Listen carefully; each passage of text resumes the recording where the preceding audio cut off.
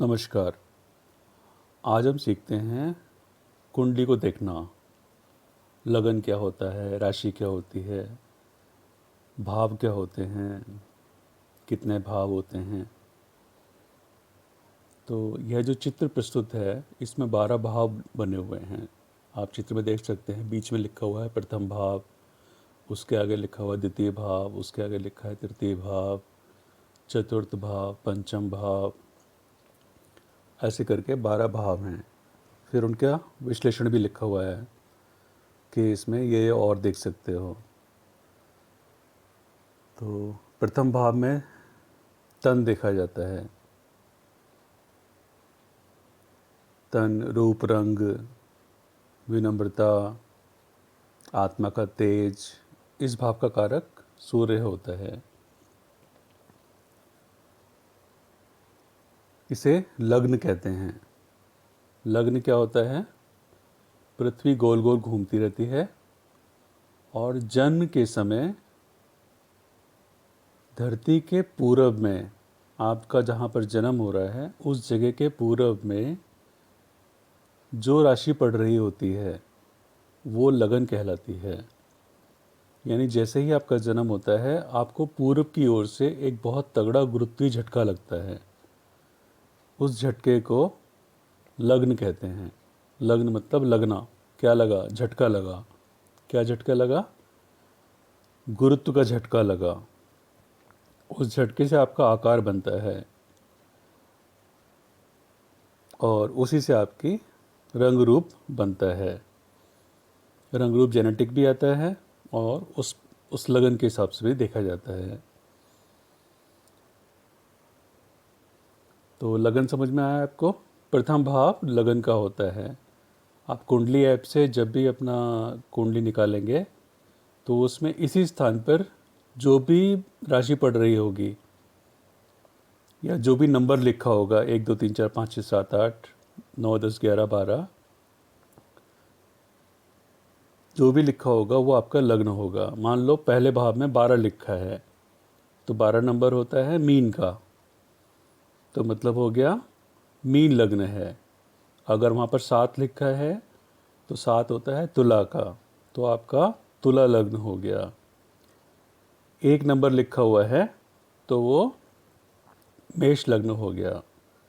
राशियों का क्रम समझो। राशियों का क्रम होता है 1 नंबर मेष, 2 नंबर वृष, 3 नंबर मिथुन, 4 नंबर कर्क, 5 नंबर सिंह, 6 नंबर कन्या, 7 नंबर तुला, 8वें नंबर पर वृश्चिक, 9वें नंबर पर धनु, 10वें नंबर पर मकर, 11वें नंबर पर कुंभ और 12वें नंबर पर मीन। तो जन्म के समय पूर्व दिशा में जो भी राशि पड़ती है वो आपका लग्न कहलाती है। वो पहली भी हो सकती है, 7वीं भी हो सकती है, 8वीं भी हो सकती है, कोई भी हो सकती है। और कभी कभी ऐसा संजोग बनता है कि चंद्रमा भी उसी राशि में होता है। तो जब चंद्रमा और लग्न एक ही होते हैं, यानी जिस राशि में चंद्रमा पड़ रहा है और लग्न भी वही पड़ रहा है, तो दोनों एक ही हो जाते हैं। राशि भी एक हो जाती है, राशि भी वही हो जाती है और लग्न भी वही हो जाता है। जैसे मेरी राशि कन्या राशि है और मेरा लग्न भी कन्या लग्न है। तो इसका मतलब क्या हुआ कि जब मेरा जन्म हुआ था उस समय पूरब की दिशा में कन्या राशि उदय हो रही थी और संजोग से चंद्रमा भी उसी राशि में था। तो ये हो गया लग्न। अब हो गया प्रथम भाव। प्रथम भाव को तन देखते हैं, रूप रंग देखते हैं, विनम्रता देखते हैं, आत्मा का तेज देखते हैं।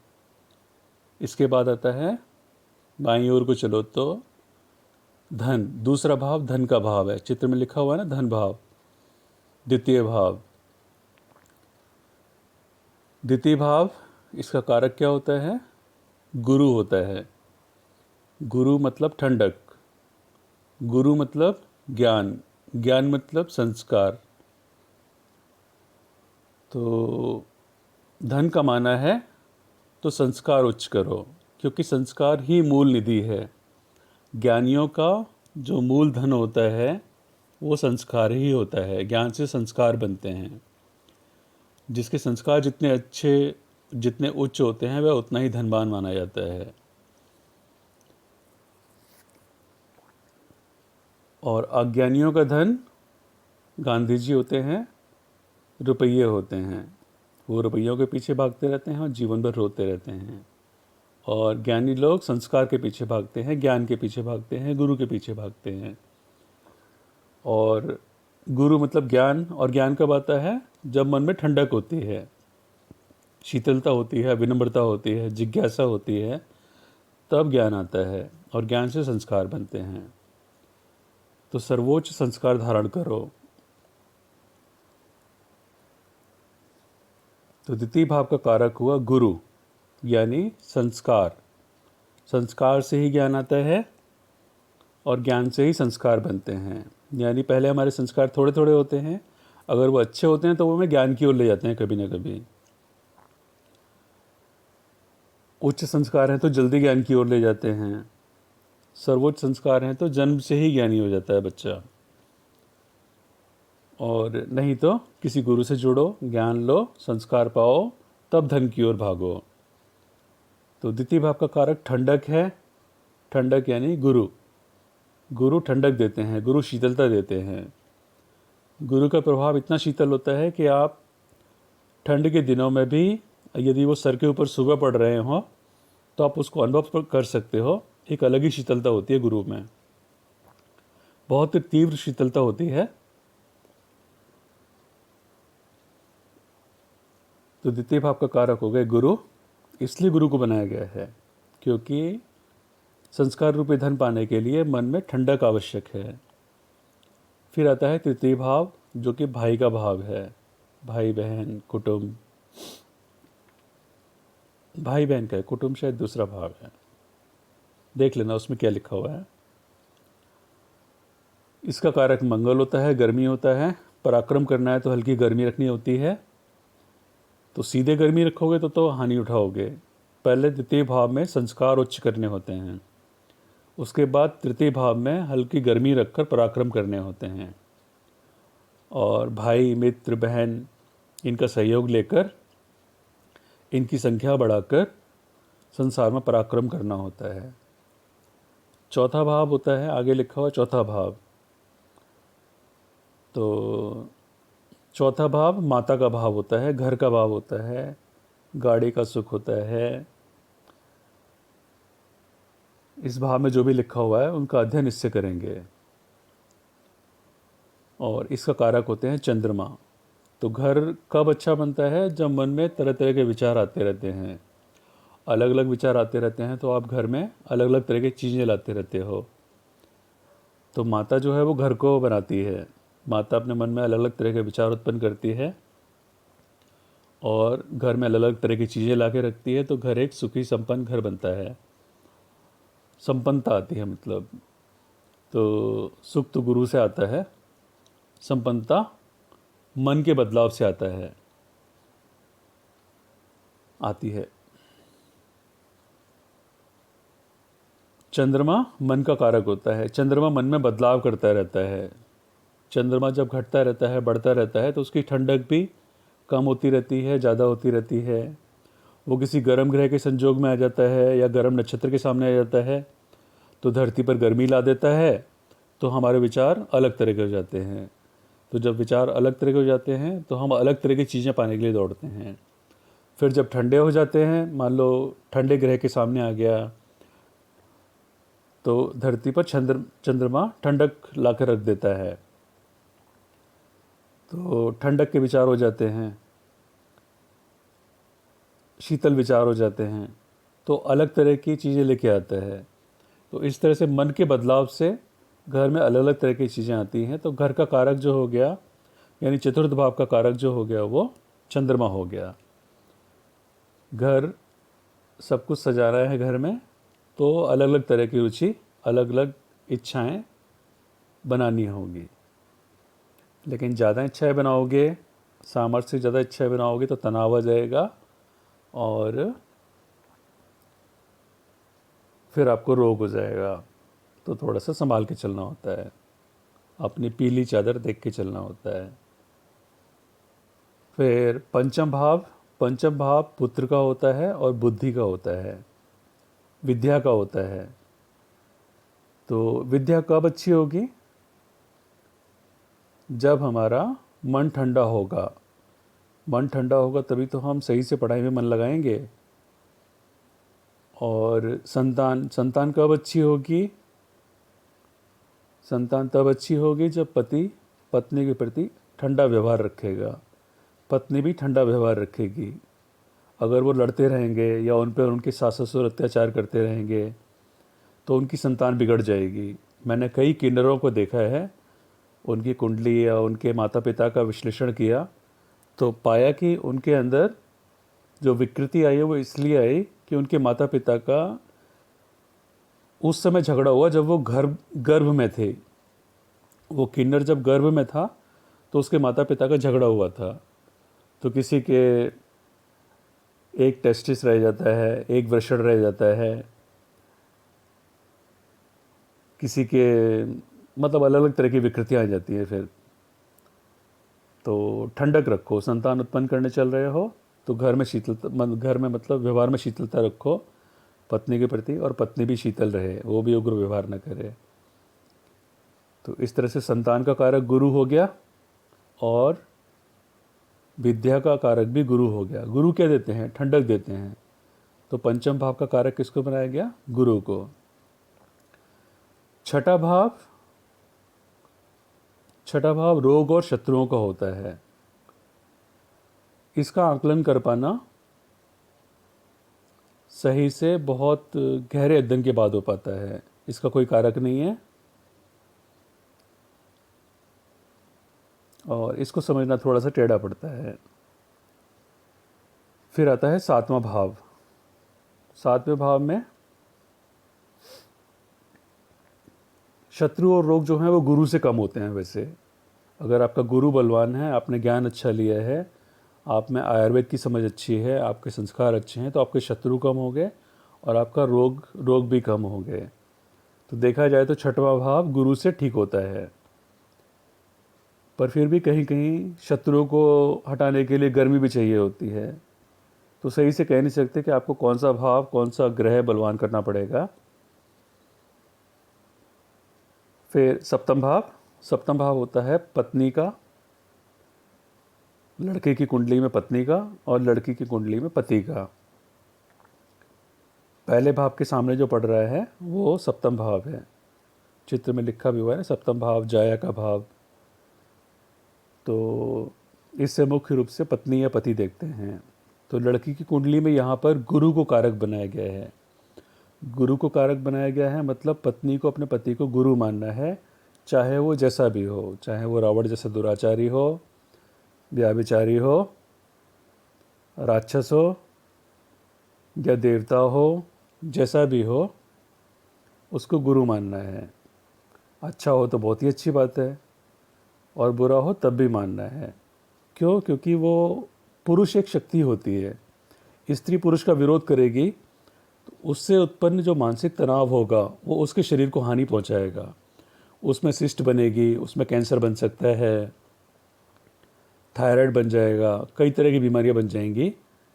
तो स्त्री को कभी पुरुष का, अपने पति का विरोध नहीं करना है। उसको सुझाव ज़रूर देने हैं कि आप गलत कर रहे हो, ऐसा करो तो ठीक है, लेकिन विरोध नहीं करना है, झगड़ा नहीं करना है। यानी पति के प्रति ठंडक रखनी है। गुरु को कारक बनाया मतलब ठंडक रखो, पति को गुरु मानो। और पति में अगर गुरु वाले गुण नहीं हैं तो पत्नी चतुराई से किसी गुरु से पति को जोड़े तो पति में शीतलता आएगी, तब वो उसको गुरु मान पाएगी और एक सुखी जीवन जी पाएगी। यदि पति फिर भी बहुत ही ख़राब है तो उसको त्याग दो, तलाक ले लो, लेकिन उसके साथ जितने भी दिन रहो उसे गुरु मानकर रहो, पूरे समर्पण के साथ रहो। तो इसलिए स्त्री के लिए गुरु कारक बनाया गया सप्तम भाव का, पति के भाव का। और लड़के की कुंडली में लड़के की कुंडली में सप्तम भाव में शुक्र को कारक बनाया गया। शुक्र यानी वीर शक्ति, शुक्र शक्ति, शुक्राणु शक्ति। तो यदि शुक्राणु शक्ति, वीर शक्ति लड़के की अच्छी रहेगी तो पति अपनी पत्नी को सदा सुखी रखेगा, पत्नी समर्पित रहेगी उसके प्रति। और यदि शुक्र वीर कमज़ोर होगा, खान पान गलत रहेगा, चाय कॉफ़ी कोल्ड ड्रिंक चॉकलेट मीठा ये ज़्यादा रहेगा, तो वीर कमज़ोर होगा, शुक्र कमज़ोर होंगे, तो दाम्पत्य जीवन प्रभावित होगा। फिर कई तरह के तनाव अलग तरह से उत्पन्न होते हैं और उनका फिर अलग ही वो है, दुनिया है, अलग ही विश्लेषण है उनका। और पति को हल्का सा आसुरी व्यवहार रखना चाहिए पत्नी के प्रति, हल्का सा, असुर नहीं बनना होता, हल्का सा बस। यानी थोड़ा छेड़ते रहो पत्नी को, बिल्कुल देव बन के ही मत रहो। पत्नी को पति को गुरु मानना है और पति को पत्नी को हल्का सा तंग करना है। ये तंग मतलब यातना देने वाला तंग करना नहीं है, ये मीठा सा तंग करना है। तो थोड़ा छेड़ते रहो उसको, उसके ध्यान में आप ही आप रहने चाहिए, उसे कभी अपने को भूलने मत दो। इसको कहते हैं आसुरी व्यवहार। असुर लोग हमेशा याद रहते हैं।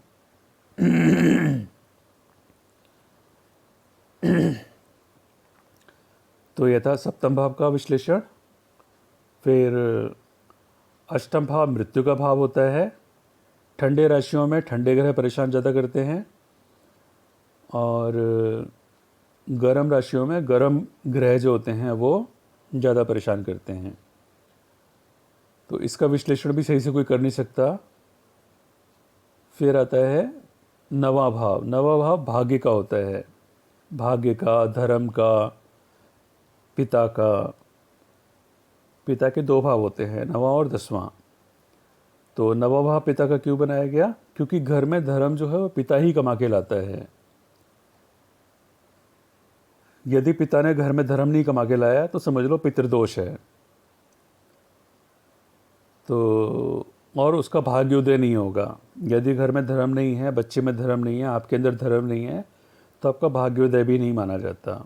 आपका भाग्योदय तभी माना जाता है जब आप धर्म से, धर्म ग्रंथों से, गुरुओं से जुड़ते हो, तब आपका भाग्योदय माना जाता है।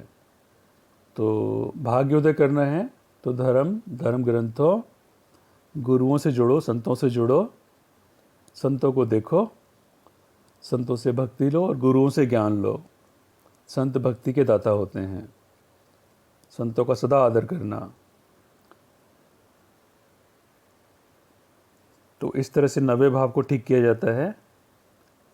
नवे भाव का कारक भी गुरु ही समझ लो आप, गुरु ही होते हैं, यानी ठंडक होती है। तो धर्म का जागरण भी ठंडक में होता है।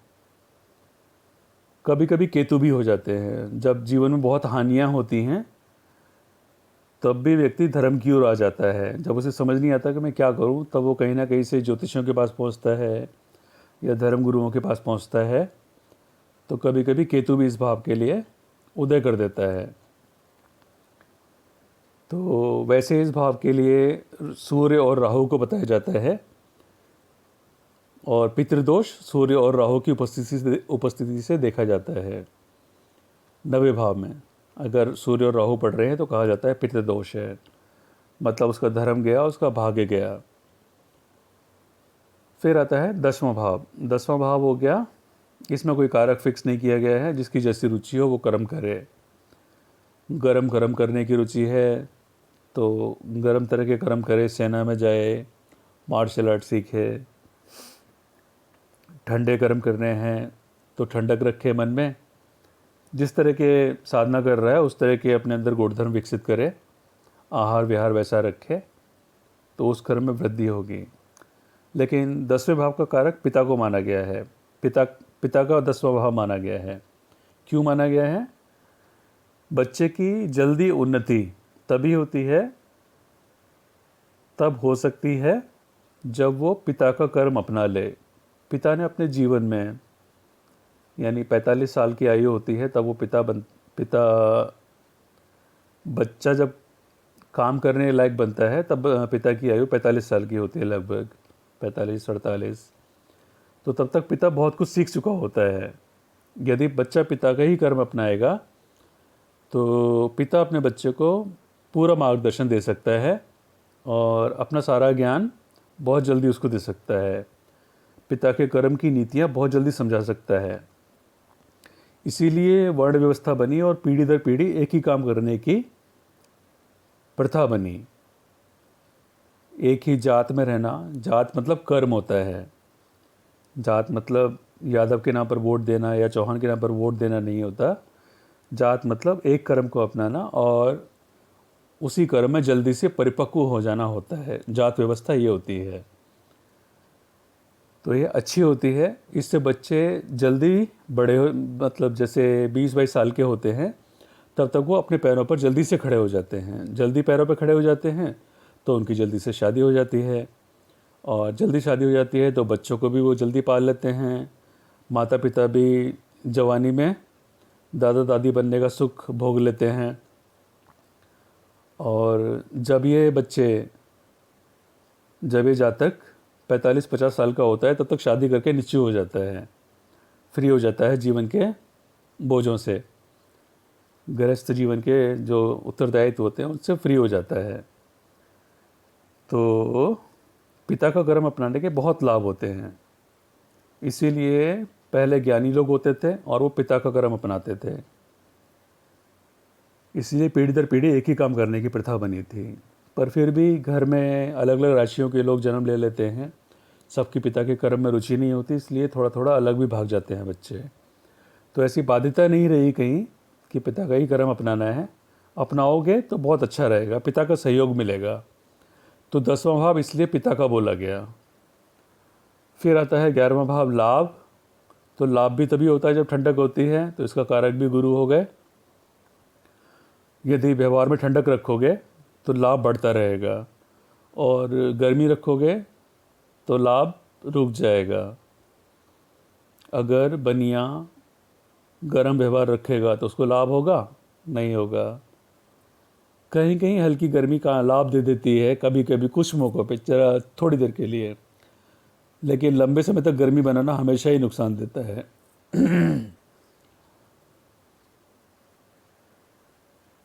और फिर आता है 12वां भाव।